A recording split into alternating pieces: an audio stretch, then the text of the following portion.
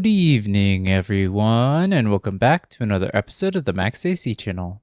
To celebrate this spooky season for the fourth time, for this month of October, we'll be doing Spooktober once again, where we'll be making 4 more recipes that will surely be as frightening as they are delicious. For this episode, we continue the spooky celebration with some Prosciutto Cheese Severed Hand. For this recipe, you will need 8 ounces of cream cheese, or Neufchatel, or other soft cheese. And while you can keep your cheese plain, I recommend also using 1 tablespoon of chive, 1 tablespoon of dill, 1 teaspoon of garlic powder, half teaspoon of salt, and half teaspoon of pepper to give it some seasoning. And you will also need 5 panino rolls, or if you can't find them, you can make your own with some string cheese and prosciutto, 1 log of mozzarella or other log-shaped cheese, 3 to 4 ounces of prosciutto, 5 sliced almonds for some optional decoration, and I recommend serving this with some crackers of your choice. This should be good enough for about 8 to 12 servings, so just as needed. First, we'll prepare the herbed cream cheese, so give your herbs a mince if needed.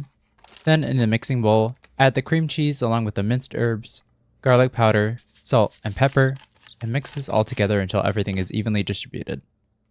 Next, lay a sheet of parchment paper down on a baking sheet, and if you wish, you can trace out your hand and upper arm to help act as a guide to help make your cheese sculpture look more realistic.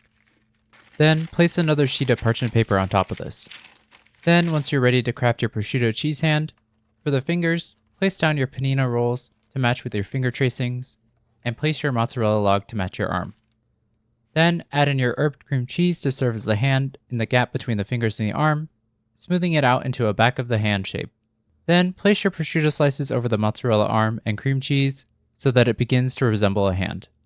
Don't be afraid to pull apart and tear the prosciutto slices into smaller pieces if needed, as it'll make it easier for people to cut off pieces of prosciutto when you go to serve it. Then, for the almond nails, if using, you can secure them onto the panino fingers with a little dab of cream cheese. Once your arm is to your liking, I recommend covering it with some plastic wrap and refrigerating it for an hour or so to allow the cream cheese to firm back up. You can also wrap it more firmly in plastic wrap or store it in a sealable container if you wish to make this ahead a couple of days. But once you're ready to serve it, unwrap it and remove it from the parchment paper, transferring it to a presentation platter or cutting board. Serve it with some crackers, and with that, your prosciutto cheese severed hand is ready to eat.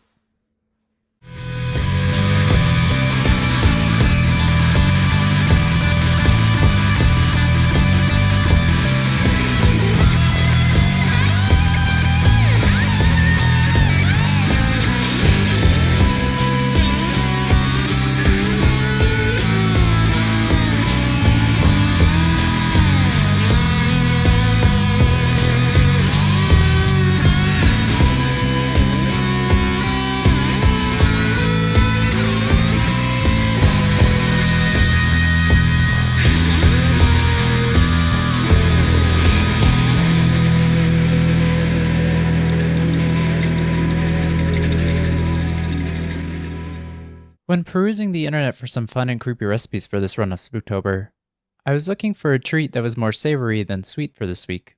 And so when I saw this recipe, I knew I had to try to make it.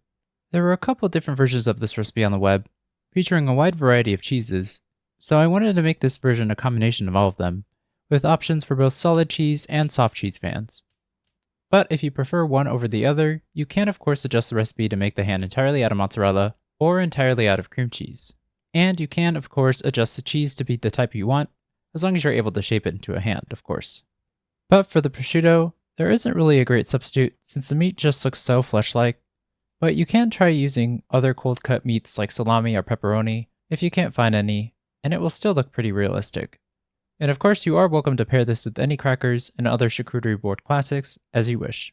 But regardless of what type of meat and cheese you choose to use for your creepy charcuterie board, this severed arm will single-handedly impress your guests and be a great centerpiece for your spooky snacks at your next Halloween party. Anyway, I hope you all enjoyed the video. In the comments below, let me know how it went if you decided to make it, and let me know if you have any questions or if there's anything you want to make next.